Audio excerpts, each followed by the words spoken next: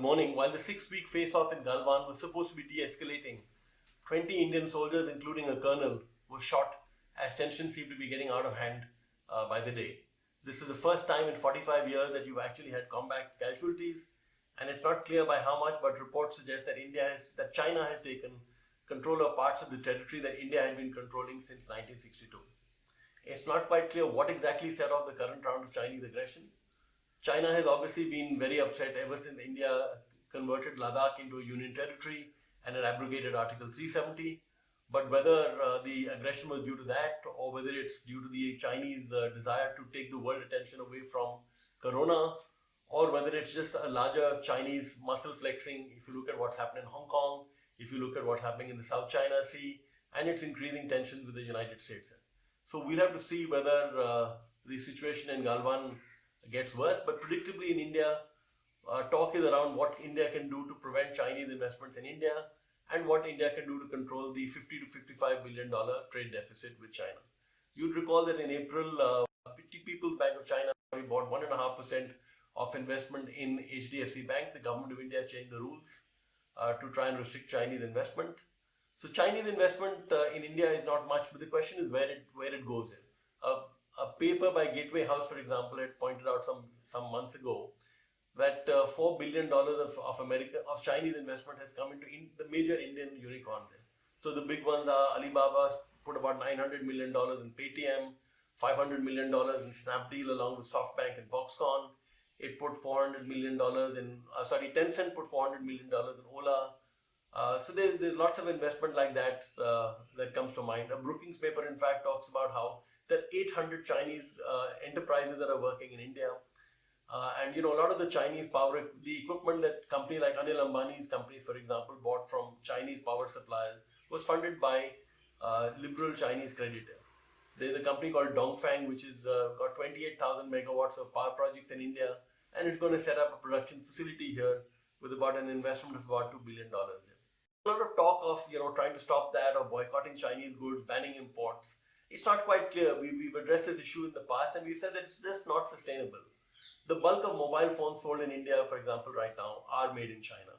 And even those which are made in India, actually the bulk of their components are brought in from China. In fact, we saw when the pandemic started that major Indian production, like the pharmaceuticals, for example, actually got stopped because the bulk of the API was imported from China.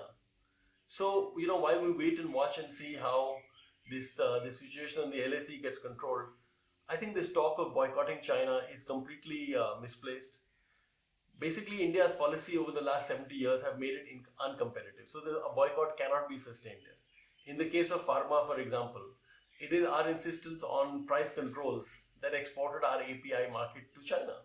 So unless we fix that, it's unlikely that the API market will come back. Even if you ban Chinese imports, Chinese exports, they'll be smuggled in, they'll come in through third countries like Vietnam. In the 1980s, don't forget, when India had very, very high duties on acrylic fiber and other synthetic textiles, Chinese imports used to flood the market. If Prime Minister Modi or any Indian politician for that matter wants to battle China, you have to free up the economy. In fact, not freeing up the economy is also giving China a big boost in military terms.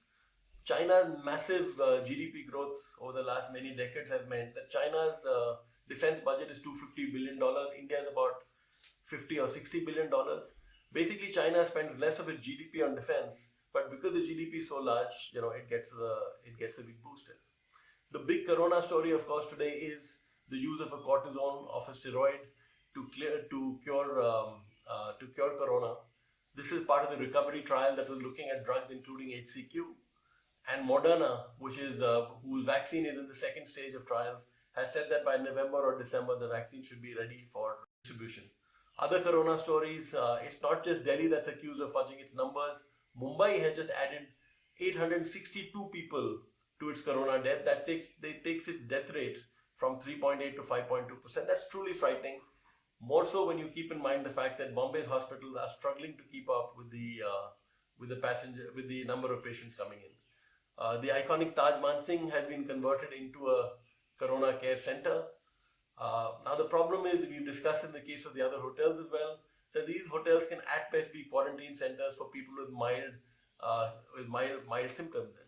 As far as the real beds are concerned, the hospital beds, Delhi will need those, and those cannot be get from those cannot be got by converting, hotels.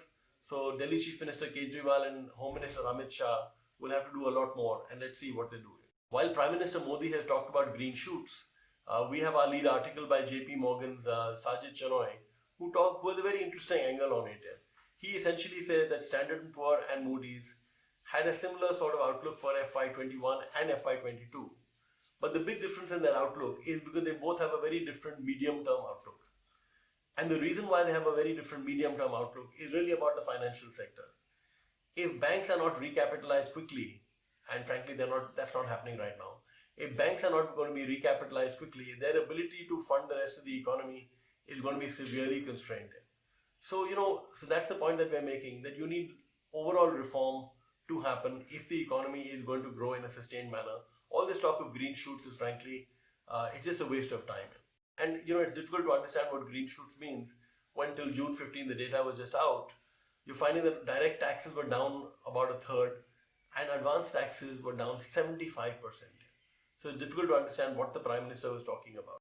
Arunabha Ghosh has an interesting op-ed on the MSME sector. While most people talk about greater credit and other such things for the MSME sector, Arunabha basically talks about the role of increasing power sector efficiency. And a big interesting corporate story is that Amul is just going to get into the branded atta segment. We've seen how in the case of whether it's milk or dairy, chocolates, how brands like Amul and even Mother Dairy have given a run to big Indian brands, to big multinational brands.